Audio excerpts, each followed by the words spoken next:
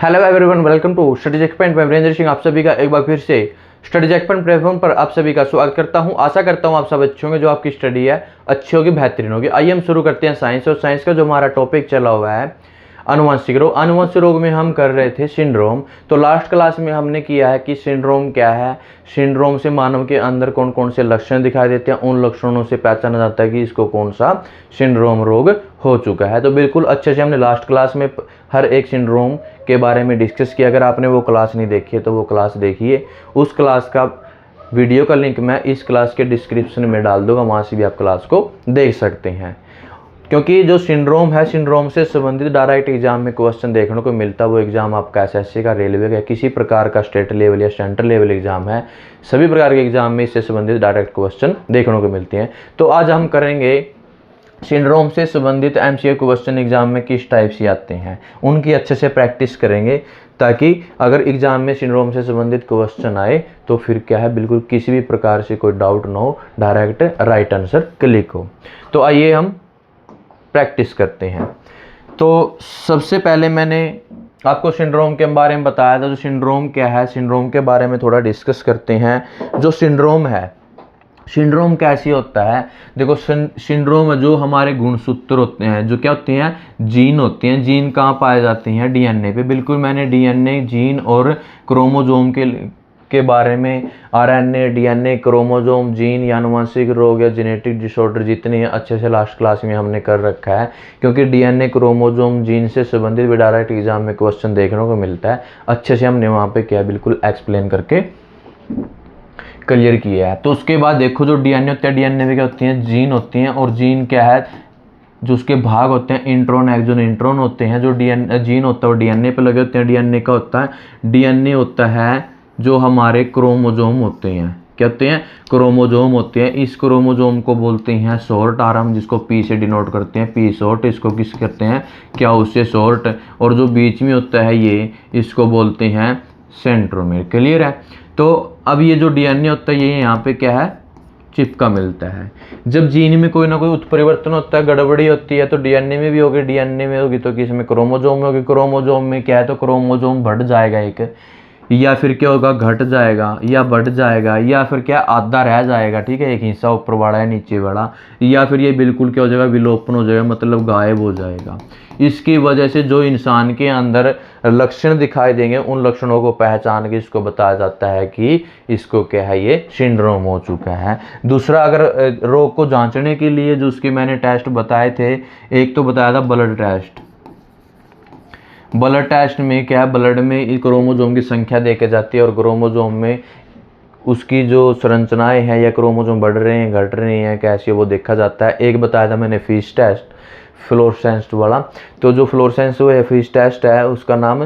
तो उसमें क्या है, जो क्रोमोजोम है, उस क्रोमोजोम को बिल्कुल उसकी संरचना देखी जाती है, उसका आकार देखा जाता है, क्या इसका आकार पूरा कंप्लीट है, या घट रहा है, या बढ़ रहा है, या बिल्कुल जो जैसे 1 से लेके हमारे 46 से 46 के होते हैं गुणसूत्र होते हैं, कौन सा गुणसूत्र बढ़ रहा है, या घट रहा है, या बिल्कुल गायब हो रहा है, वो अच्छे से फीस टेस्ट में क्या देखे जाते हैं। उससे भी ये रोग पहचाना जाता है। तीसरा मैंने बताया था एक पेरेंटल टेस्ट।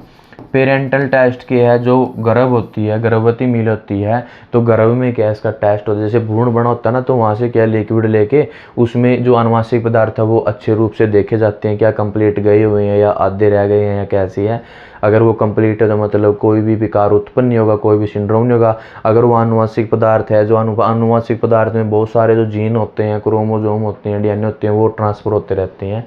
अगर वो कंप्लीट आनुवंशिक पदार्थ की वजह से कंप्लीट गई हैं, तो वो कोई रोग नहीं होगा। अगर उनमें कोई ना गड़बड़ी, कोई ना उत्परिवर्तन होगा, या विकार उत्पन्न होगा, उसकी वजह से क्या है, आगे लक्षण दिखाई देंगे। वो लक्षण से फिर क्या है, पहचाना जाता है इसको ये सिंड्रोम हो चुका है। तो लक्षणों का समूह ही क्या कहलाता है, सिंड्रोम कहलाता है। ये लक्षणों का पैटर्न या ग्रुप ऑफ सिम्पटोम्स, ये सारे क्या है, लक्षण हैं।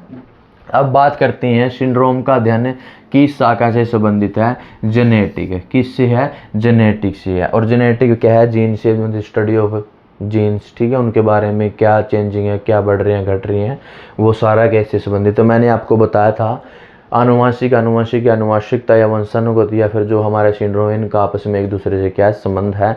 तो मैंने बिल्कुल हम आपको लास्ट क्लास में क्या है कि बिल्कुल डीएनए और आरएनए और जीन और क्रोमोसोम कितने टाइप के जीन होते हैं या किस प्रकार से कार्य करते हैं, कहाँ पाए जाते हैं, कैसे क्या एक्टिविटी होती है, अच्छे से लास्ट क्लास में कर रखा है। क्योंकि वो भी उससे भी संबंधित क्या है, डीएनए आरएनए या फिर क्रोमोसोम से संबंधित भी डायरेक्ट एग्जाम में क्वेश्चन देखने को मिलते हैं, तो आप वो भी क्लास देख सकते हैं। तो जेनेटिक्स से समझ में आया कि ये अध्ययन किस शाखा से, जेनेटिक्स से है। अब उसके बाद बात करते हैं सिंड्रोम और रोग। तो देखो सिंड्रोम मैंने बताया था, सिंड्रोम क्या है, लक्षणों का समूह है। जब किसी व्यक्ति या मानव में, बच्चे में से लक्षण दिखाई देते हैं, उन लक्षणों को पहचान कर वही लक्षण क्या है, रोग का कारण बनते हैं। तो देखो लक्षणों का समूह तो क्या होगा, सिंड्रोम होगा। उन लक्षणों की वजह से जो रोग होगा वो क्या कहलाएगी, डिसीज कहलाएगी, रोग कहलाएगा। समझ में आया। तो लक्षणों को पहचान की संकेत करते हैं, लक्षण की इसको ये बड़ा सिंड्रोम हो चुका है, ये सिंड्रोम रोग हो चुका है। तो कौन सा शब्द सिंड्रोम के लिए उपयुक्त है, ग्रुप ऑफ सिम्प्टोम, ये लक्षणों का समूह। तो एग्जाम घुमा फिरा के कैसे भी दे सकता है, तो बिल्कुल आपने घबराना नहीं है। तो उसके बाद सिंड्रोम अधिकतर किससे पहचाने जाते हैं, लक्षणों के समूह से। क्लियर है। आप इस चैनल के माध्यम से मैथ, साइंस, रीजनिंग की बिल्कुल अच्छे से 0 लेवल से कंप्लीट तैयारी कर सकते हैं। वो आपका एग्ज़ाम चाहे रेलवे का हो, एसएससी का हो, किसी प्रकार का स्टेट लेवल एग्ज़ाम हो, सेंट्रल लेवल एग्ज़ाम हो, सभी प्रकार के एग्ज़ाम के लिए यहाँ पे इस चैनल के माध्यम से आप तैयारी कर सकते हैं। बिल्कुल आपको मैथ, साइंस, रीजनिंग बिल्कुल 0 लेवल से और बिल्कुल एक एक कंसेप्ट को अच्छे से क्लियर करके पूरा कंप्लीट सिलेबस करवाया जाएगा। तो लक्षणों का क्या है, समूह है, वो क्या होते हैं, सिंड्रोम होते हैं, सिंड्रोम पहचाने जाते हैं। उसके बाद सिंड्रोम का अध्ययन विशेष रूप से किसके लिए महत्वपूर्ण है, देखो आनुवांशिक विकार, आनुवांशिक जो जेनेटिक होते हैं, डिसऑर्डर होते हैं, उन जीन्स के अंदर कोई ना कोई विकार उत्पन्न होना, उत्परिवर्तन होना, उसकी वजह से क्या है, जो क्रोमोसोम है या डीएनए है उनमें भी कोई ना कोई गड़बड़ी होगी, जिससे क्या है आगे जो विभिन्नताएं होती हैं या जन्म के बाद जो लक्षण दिखाई देते हैं वो सारे क्या है, वही विकार पहचाने जाते हैं, लक्षण पहचाने जाते हैं। तो वही क्या है, आनुवंशिक विकार है। और मैंने आपको बताया था जो ये आनुवंशिक विकार उत्पन्न होते हैं, अगर वो एक ही पीढ़ी तक रहा तो वो क्या है, सिर्फ सिंड्रोम है या फिर ओनली आनुवंशिक है। वंशानुगत कब होता है, जब वही रोग नेक्स्ट पीढ़ी दर पीढ़ी चलता रहता है, तो वो क्या कैसे रोग बन जाते हैं, वंशानुगत बन जाते हैं। बिल्कुल अच्छे से ये भी हमने क्लियर किया हुआ है लास्ट क्लास में। तो अब हम बात करते हैं नेक्स्ट क्वेश्चन की, क्राई डू कैट सिंड्रोम किस क्रोमोसोम की असामान्यता से होता है। तो देखो क्राई डू कैट है, इस क्राई डू कैट को कैट्स क्राई या फिर 5p सिंड्रोम, 5p सिंड्रोम ये भी बोला जाता है। क्यों बोला जाता है, देखो जो हमारा क्रोमोसोम होता है, इस टाइप के क्रोमोसोम होती हैं। मैंने बताया था अभी जो क्रोमोसोम होती हैं ये बड़ी होती है पी शॉर्ट आर्म, पी को बोलते हैं शॉर्ट आर्म, आर्म मैंने जो बाजू है बाएं, ठीक है। और ये होती है दोनों क्याउ लॉन्ग आर्म, और ये बीच में होता है सेंट्रोमेर। क्लियर है। अब इसके अंदर जो मानव के अंदर एक से लेके कितने, वैसे तो 23 जोड़े होते हैं, ठीक है। 23 जोड़े में से 22 तो ऑटोसोम होते हैं क्रोमोसोम। कौन से, ऑटोसोम, मतलब जो 23वां जोड़ा होता है वो होता है सेक्स क्रोमोसोम, जिसको बोलते हैं हम एलोसोम, ठीक है, एलोसोम। ये अलग होते हैं 22 से अलग। इस जो 23वां जोड़ा होता है ये सेक्स क्रोमोसोम, इसी की वजह से लड़का है लड़की, अगर मतलब मेल से अगर वाई गुणसूत्र चला जाता है तो लड़का पैदा होता है, अगर एक्स गुणसूत्र जाता है तो लड़की पैदा होती है। ये जो डिटर्मिनेशन होता है, जो लिंग की पहचान है, इसी की वजह से। क्लियर। 23वां गुणसूत्र सेक्स क्रोमोसोम जिसको एलोसोम बोलते हैं, इससे संबंधित डायरेक्ट क्वेश्चन एग्जाम में देखने को मिलता है। ये भी अच्छे से हमने कर रखा है क्रोमोसोम में, क्योंकि क्रोमोसोम क्या है, किस टाइप का होता है, कहाँ पाया जाता है, क्या कार्य है, किस कैसे कैसे इनकी एक्टिविटी होती है, अच्छे से हमने क्लास में कर रखा है। अब तो देखो जो हमारे ये टोटल कितने होते हैं, 46 गुणसूत्र होते हैं, ठीक है। अब 46 में गुणसूत्र देखो 1 से लेकर 46 होती हैं।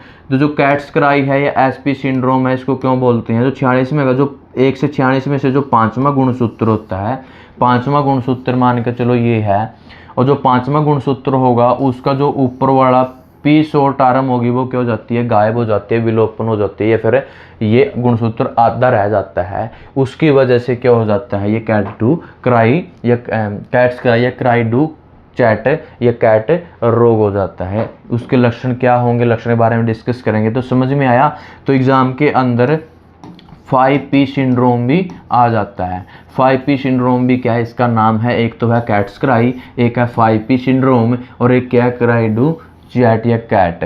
तो ध्यान रखना ये क्या है, तीनों इसी के नाम है। पी कैसे आया, 5P सिंड्रोम क्यों आया, मैंने अभी बताया। जो इसकी पी शॉर्ट फॉर्म होती है वो आधी रह जाती है। क्लियर है। तो सही आंसर 5P सिंड्रोम या 5P गुणसूत्र या क्रोमोजोम आ जाता है। समझ में आया। पाइप तो पांचवा गुणसूत्र। देखो अब एग्जाम के अंदर पांचवा गुणसूत्र भी आ सकता है, या पांचवा गुणसूत्र का विलोपन होना भी आ सकता है आंसर में, या पांचवें गुणसूत्र का आधा रह जाना भी आता है, या फिर 5P सिंड्रोम भी आ सकता है। एग्जामिनर घुमा फिरा के कैसे क्वेश्चन को डाल दे, आपको घबराना नहीं है। तो अब देखो ये इस टाइप के, तो इसमें जो लक्षण दिखाई देंगे वो लक्षण देखो। कैट्स क्राई से आप समझ गए होंगे, बिल्ली कैसे करती है, म्याऊ म्याऊ। तो क्राई मैंने चिल्लाना, कैट मैंने बिल्ली। जैसे बिल्ली चिल्लाती है वैसे क्या, जैसे बच्चा पैदा होगा तो बच्चे की जो रोने की आवाज़ होगी वो कैसी होगी, बिल्ली जैसी होगी। और जो बच्चे का मुखड़ा होगा वो मिलता जुलता किससे होगा, बिल्ली से होगा। जो उसका सर होगा वो कैसे होगा, जो हेड होता है, सर होता है, वो भी थोड़ा सा कैसे होता है, छोटा होता है सामान्य से। क्लियर है। तो क्राई डू कैट सिंड्रोम किस नाम से जाना जाता है, बिल्ली जैसी आवाज़ सिंड्रोम, या इसको कैट्स क्राई बोल देती हैं, इसको 5P सिंड्रोम भी बोलते हैं। समझ में आया। अब बात करते हैं हम क्राई डू कैट सिंड्रोम का मुख्य कारण क्या है, डिलीशन होना, ह्रास होना या खत्म होना, गायब होना। कौन सा, 5P गुणसूत्र। और गुणसूत्र का जो 5 पार्ट भाग होता है, छोटा भाग बोल देते हैं, वो क्या होता है, गायब हो जाता है। तो क्राई डू जो कैट है छोटे सिर का आकार का होता है, मतलब उसका जो लक्षण पाया जाता है कैसा होता है, छोटे सिर का आकार का होता है, बिल्ली जैसा मुखड़ा होता है मिलता जुलता, और क्या है, बिल्ली जैसे रोने की क्या होगी, उसकी आवाज़ आएगी। ठीक है, रोने की आवाज़ कैसी आएगी, जैसे बिल्ली म्याऊ म्याऊ करती है ऐसे ही वो बच्चा रोएगा। क्लियर है। अब बात करते हैं डाउन सिंड्रोम। डाउन सिंड्रोम किस कारण से होता है, तो डाउन सिंड्रोम का जो अन्य नाम है उसको बोलते हैं ट्राइसोमी। क्या बोलते हैं, ट्राइसोमी 21। ट्राइसोमी 21 क्यों बोलते हैं, मानव के अंदर एक से लेके कितने होती हैं, 46 गुणसूत्र होते हैं। क्लियर है। अब देखो ये जो ट्राइसोमी 21 है, ट्राइसोमी का मतलब समझिए, जो ट्राइसोमी है इसको बोलते हैं त्रिगुण सूत्र। त्रिगुण सूत्र का मतलब समझ गए। देखो कितने जोड़े होते हैं, 1 से 23 जोड़े होते हैं, हर एक जोड़े में क्या है, 2-2 क्रोमोजोम होते हैं। अब जो 21वां ट्राइसोमी 21 क्यों कहते हैं, जो 21वां गुणसूत्र होता है उसके अंदर कितने होते हैं, 2 होते हैं। इसके अंदर एक 21वां में क्या है, 3 गुणसूत्र हो जाएंगे, 2 की जगह क्या है, 1 गुणसूत्र और बढ़ जाएगा, तो वो टोटल कितने हो गए, 3 गुणसूत्र हो गए, इसलिए इसको ट्राइसोमी बोलते हैं। ट्राइसोमी का मतलब 3 त्रिगुणसूत्र। त्रिगुणसूत्र का मतलब जो 2 हैं इसमें 1 और बढ़ गया तो वो कितने हो गए, टोटल 3 गुणसूत्र हो गए। तो टोटल 46 से कितने हो गए, 47 गुणसूत्र हो गए। क्लियर है। तो इसलिए इसको ट्राइसोमी 21 बोलते हैं। ट्राइसोमी का मतलब 3 त्रिगुणसूत्र 21। तो 21वें गुणसूत्र में क्या है, 3 गुणसूत्र हो गए। 21वें गुणसूत्र में कितने पाए जाएंगे, 3 पाए जाएंगे। तो 46 से कितने हो गए, 47 हो गए। उसको क्या बोलते हैं, डाउन सिंड्रोम बोलते हैं। एग्जाम में क्वेश्चन क्या है, इस टाइप से भी आएगा, ट्राइसोमी ऑफ क्रोमोसोम 21। आजकल इस टाइप से आते हैं, ट्राइसोमी 21, ट्राइसोमी ऑफ क्रोमोसोम 21, या फिर क्रोमोसोम 21, या फिर गुणसूत्र 21। ऐसे एग्जाम में क्वेश्चन आते हैं। या पूछ लेंगे क्रोमोसोम 21 में 1 बढ़ जाने से कौन सा रोग होता है, फिर उल्टा आ जाएगा, तो इसका मतलब क्या हो जाएगा, डाउन सिंड्रोम होगा, या उसका आंसर आ जाएगा ट्राइसोमी 21। क्लियर है। इस टाइप से एग्जाम में क्वेश्चन, या फिर पूछ लेता है एग्जामिनर कि अगर 21वें गुणसूत्र में 1 गुणसूत्र बढ़ जाता है तो कौन सा रोग होगा, डाउन सिंड्रोम, या 21वें गुणसूत्र में 1 गुणसूत्र बढ़ने से टोटल क्रोमोसोम कितने हो जाएंगे, तो वो 46 से कितने हो जाते हैं, 47 हो जाते हैं। इस टाइप से पजल करके एग्जामिनर एग्जाम में क्वेश्चन डाल देता है। तो ट्राइसोमी मैंने अभी आपको बताया, जो इसका अन्य नाम है वो क्या है, ट्राइसोमी 21 मतलब कि 21वें गुणसूत्र में 1 गुणसूत्र का बढ़ जाना। या पूछ लेते हैं डाउन सिंड्रोम में गुणसूत्र का क्या होता है, ह्रास होता है या बढ़ जाता है या घट जाता है। तो मतलब क्या होगा, गुणसूत्र का बढ़ना। कितने गुणसूत्र, एक गुणसूत्र। ऐसे ही 10-12 क्वेश्चन बन जाते हैं जैसे मैंने अभी आपको बताया। डाउन सिंड्रोम में कौन सा लक्षण सामान्य दिखाई देगा, मानसिक मंदता। इसमें जो IQ होगा, जिसको इंटेलिजेंस कोशिएंट बोल देते हैं, लगभग 20 से कितना होगा, 30% होगा। ठीक है, दिमाग नहीं होगा उसमें। ठीक है, पागलपन सा दिखाई देगा, मंद बुद्धि वाला होगा, पढ़ने लिखने में बिल्कुल क्या है, दिमाग काम नहीं करेगा। तो वो क्या है, मंद बुद्धि आ सकता है, मानसिक मंदता। ठीक है, ये मेंटल रिटार्डेशन। तो ये क्या है, इसके लक्षण है। अब डाउन सिंड्रोम में 21वें क्रोमोसोम की कुल कितने पर, अब देखो मैंने बताया था 46 है, एक बढ़ जाता है, कितने हो गए, 47। 21वें गुणसूत्र में क्या होती हैं, 2 होते हैं, तो एक और बढ़ गया तो कितने हो गए, 3 हो गए। अभी बताया था ना, इसलिए 3 त्रिगुणसूत्र, तो कितने हो जाते हैं, 3 गुणसूत्र पाए जाते हैं, एक बड़ा होता है, क्लियर, बढ़ जाता है।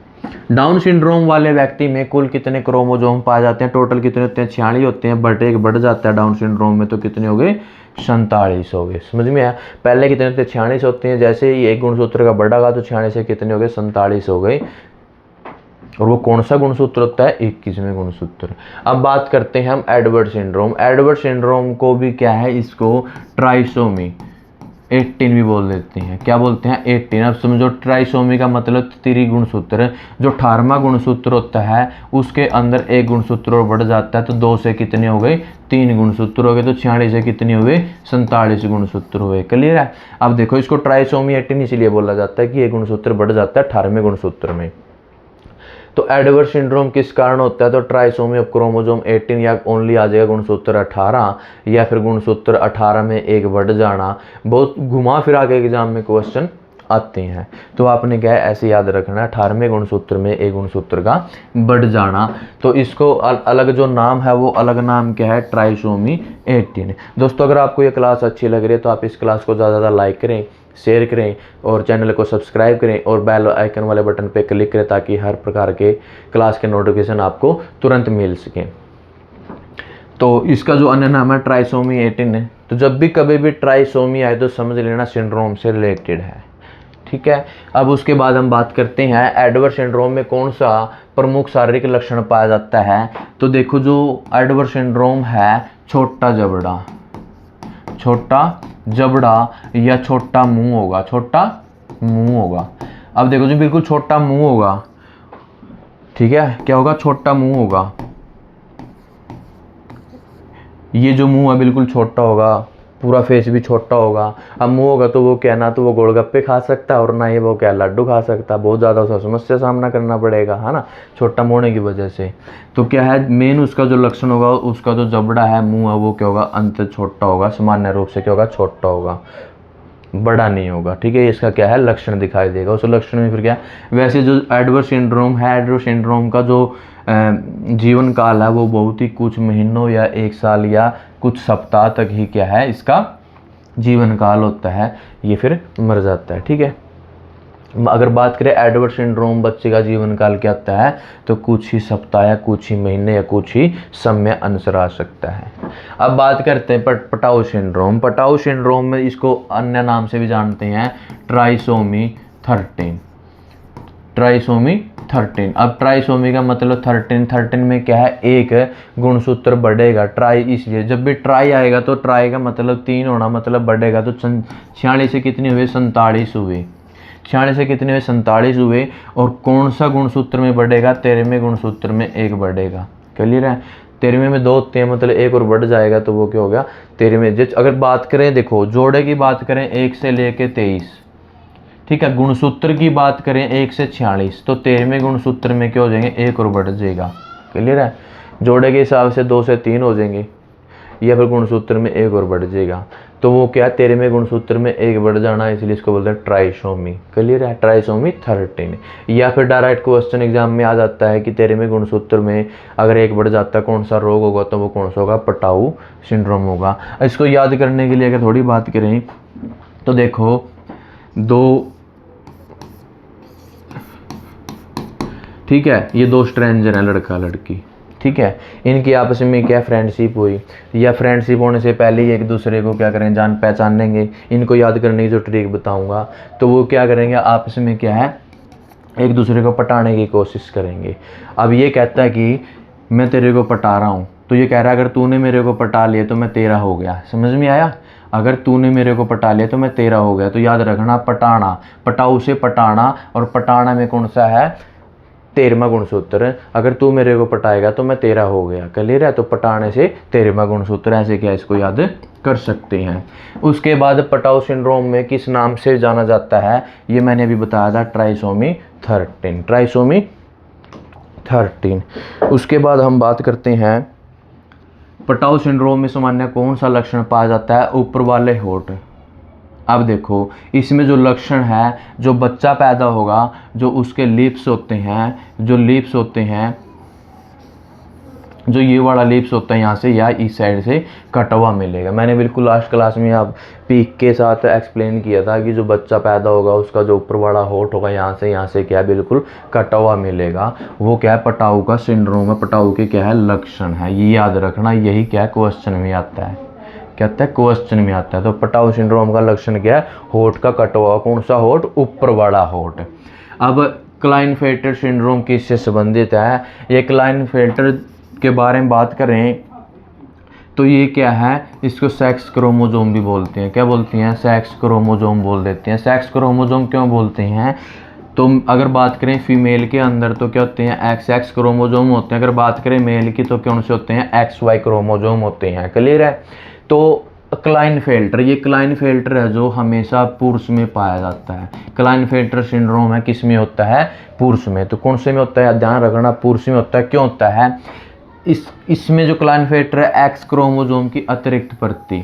अब देखो इसमें क्या है, ये एक गुणसूत्र और बढ़ जाएगा तो 46 से कितने हो गए, 47 हो गए। कौन सा गुणसूत्र बढ़ेगा, एक्स गुणसूत्र बढ़ेगा। और एक्स गुणसूत्र किसका है, फीमेल के पास होता है। क्लियर है? तो फीमेल का गुणसूत्र जब व्यक्ति के अंदर, मेल के अंदर आएगा तो वो कौन सा हो जाएगा, मेल के अंदर एक तो होता है एक्स और वाई होता है, और एक कौन सा हो गया, एक्स एक्स। तो 3 गुणसूत्र हो गए, तो 46 से 47 हो गए। अब देखो फीमेल वाला गुणसूत्र अगर मेल के अंदर आएगा तो जितने भी फीमेल के लक्षण है वो सारे के सारे किस में आ जाएंगे, पुरुष में आ जाएंगे, मेल में आ जाएंगे। तो क्लाइनफेल्टर का मतलब क्या है, मादा के लक्षण पुरुष के अंदर आ जाना क्लाइनफेल्टर है, या इसको सेक्स क्रोमोसोम बोल देती हैं। क्लियर है? क्यों बोलते हैं सेक्स क्रोमोसोम, क्योंकि जो एक्स गुणसूत्र है, sex chromosome, x sex chromosome, वो किस में आता है, मेल के अंदर आता है। तो जितने फीमेल वाले लक्षण होते हैं सारे के सारे क्या है, मेल के अंदर आ जाते हैं। तो आपने देखा होगा जैसे मेल के अंदर लक्षण आ जाते हैं फीमेल वाले, तो जैसे ब्रेस्ट का बढ़ना, दाढ़ी मूछें नहीं आने, बहुत सारे ऐसे लक्षण हैं। या टेस्टिस होते हैं जो मेल के होते हैं, जहाँ शुक्राणु बनते हैं, स्पर्म बनते हैं, वो उनका क्या है, बिल्कुल विकास नहीं होता, भांजपन टाइप का रहता है। इस टाइप के क्या लक्षण होते हैं। क्लियर है? और जो महिला के पुरुष में लक्षण आना, वो क्या होता है, गाइनोकोमेस्टिया, गाइनोकोमेस्टिया या मैस्टिज्म बोल देते हैं। ये भी क्या है, सतन का विकास। देखो क्लाइनफेल्टर सिंड्रोम वाले पुरुष में कौन सा लक्षण आम है, सतन का विकास होना। देखो मैंने बताया था, जब महिला वाले, जितने मादा वाले लक्षण है पुरुष के अंदर आ जाते हैं, उसमें कौन सा सिंड्रोम होता है, क्लाइनफेल्टर सिंड्रोम होता है। ये एक्स सेक्स क्रोमोसोम है। तो उसमें जो लक्षण होंगे, देखो लक्षण में क्या, सतन का विकास होना। सतन का विकास होना क्या है, गाइनोकोमेस्टिया बोल देते हैं। तो क्या सतन, जो ब्रेस्ट होती हैं, ब्रेस्ट का क्या होगा, वो बढ़ना शुरू होंगी। मेल के अंदर ब्रेस्ट जो सतन है वो बढ़ना शुरू होंगे। क्लियर है? उसके बाद हम बात करते हैं क्लाइनफेल्टर सिंड्रोम पुरुष प्रजनन क्षमता पर कैसे असर डालता है।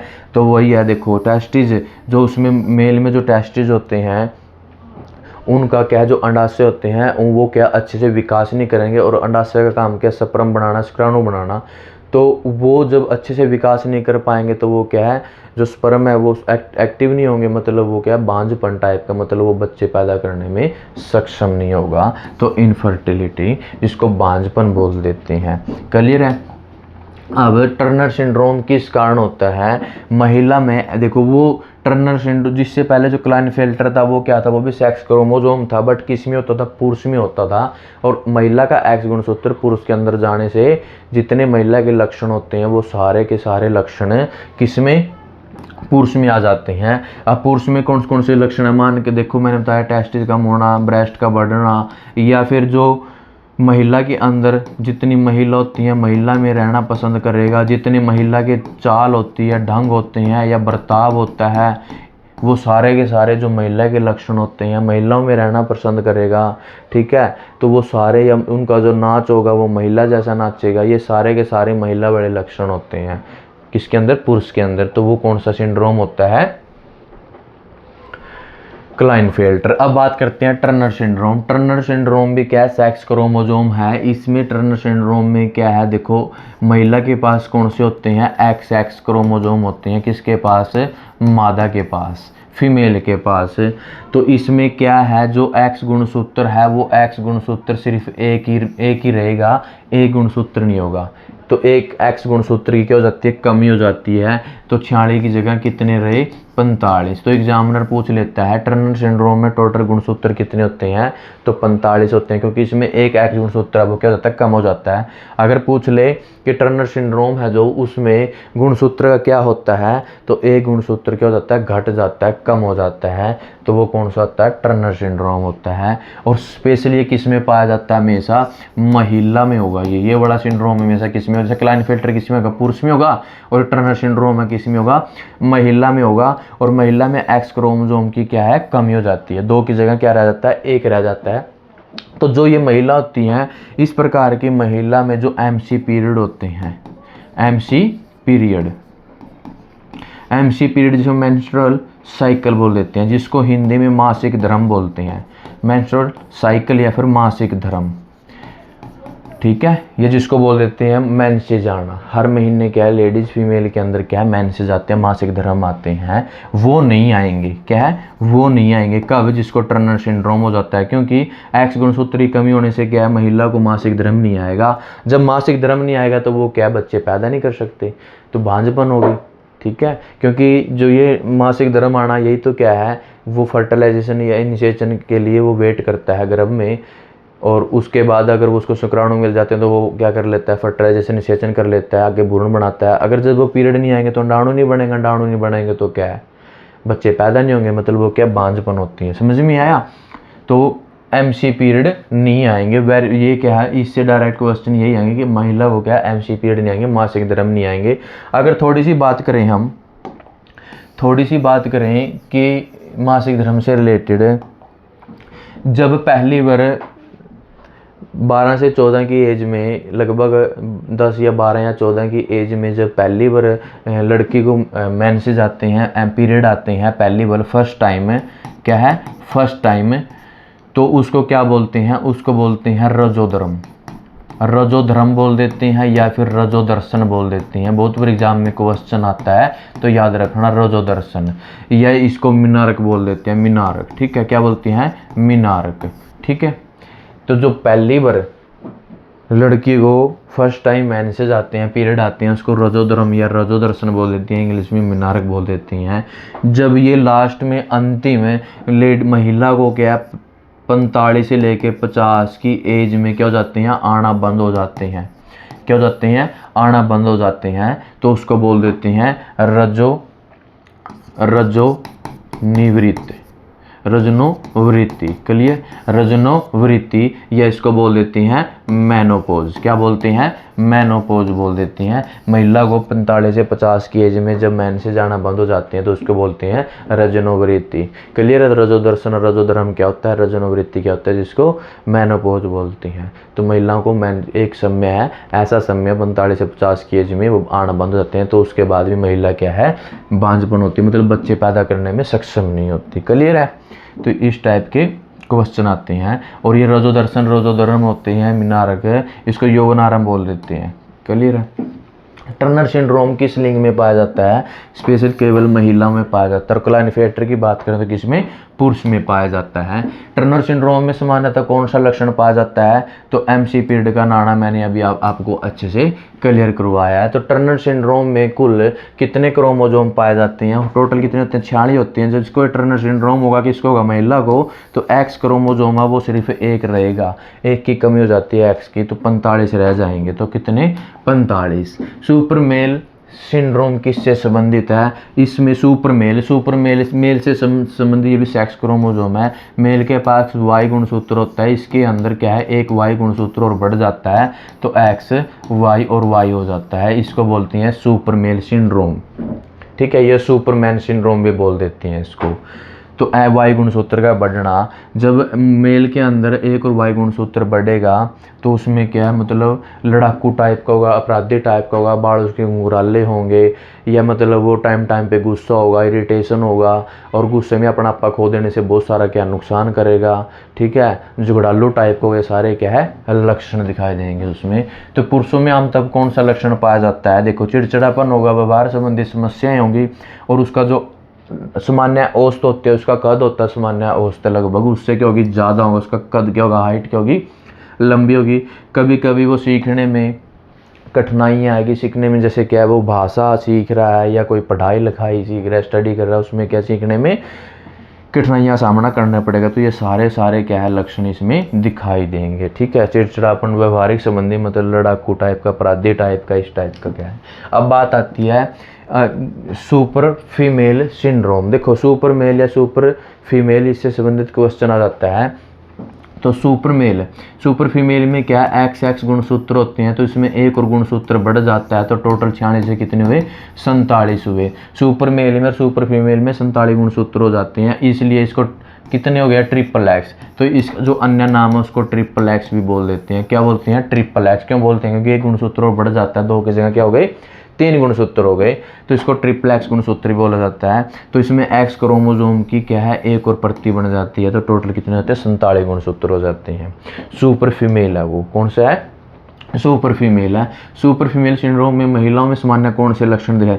देखो, ओस थोड़े से क्या है? उसका लंबा कद होगा, चिड़चिड़ापन होगा, व्यवहार संबंधी समस्याएं होगी, मानसिक मंदता होगी, कभी कभी सीखने में उसको क्या कठिनाई, जैसे पुरुष में है वैसे क्या महिला में है। और सुपर फीमेल में ऐसी कोई भांजपन वाली समस्या नहीं है, वो आसानी से क्या अपने बच्चे पैदा कर सकते हैं। अब बात करते हैं कि जैसे महिला के अंदर, महिला जैसे लड़ाकू टाइप की होगी, या फिर वो मतलब एक दूसरे की लड़ाई कराने में सक्षम होगी, भड़काऊ टाइप की। ठीक है ना, तो ये क्या है? महिला के अंदर लक्षण पाए जाते हैं। सुपर मेल सुपर फीमेल, ये क्या है? सिंड्रोम थे। इससे रिलेटेड एग्जाम में, सभी प्रकार के एग्जाम में क्वेश्चन देखने को मिलते हैं दोस्तों। और जो सुपर मेल है या सुपर फीमेल है, सुपर वुमेन सिंड्रोम भी बोल देते हैं। आपने कहावत सुनी होगी सुपर फीमेल कि ऐसे बीत का खोरा, ऐसी रांड का छोरा। मतलब जैसे माँ के गुण या बाप के गुण थे, जिम्मी डिट्टो थे, मतलब वो भी कैसा था? लड़ाकू खड़ूस टाइप का था। ऐसे आगे बच्चे भी क्या है? खड़ूस टाइप के हो रहे हैं ना। तो ये कहावत सुनी होगी आपने। तो दोस्तों, इस प्रकार के एग्जाम में क्वेश्चन देखने को मिलते हैं। अगर आपको ये क्लास अच्छी लगी है तो आप इस क्लास को ज़्यादा से ज़्यादा लाइक करें, शेयर करें, सब्सक्राइब करें, और मिलते हैं नेक्स्ट क्लास में नेक्स्ट टॉपिक के साथ। और आप चैनल को सब्सक्राइब करें और बेल आइकन वाले बटन पर जरूर क्लिक करें, ताकि आपको हर क्लास के नोटिफिकेशन टाइम पे मिल सके। अब हमारा जो चैनल है वो चैनल है स्टडी जैक पॉइंट। जैसे आप यूट्यूब पे सर्च करोगे तो बिल्कुल इसी लोगों के साथ आपको चैनल दिखाई देगा, वहाँ से भी आप क्या सब्सक्राइब कर सकते हैं। थैंक यू, धन्यवाद। मिलते हैं नेक्स्ट क्लास में।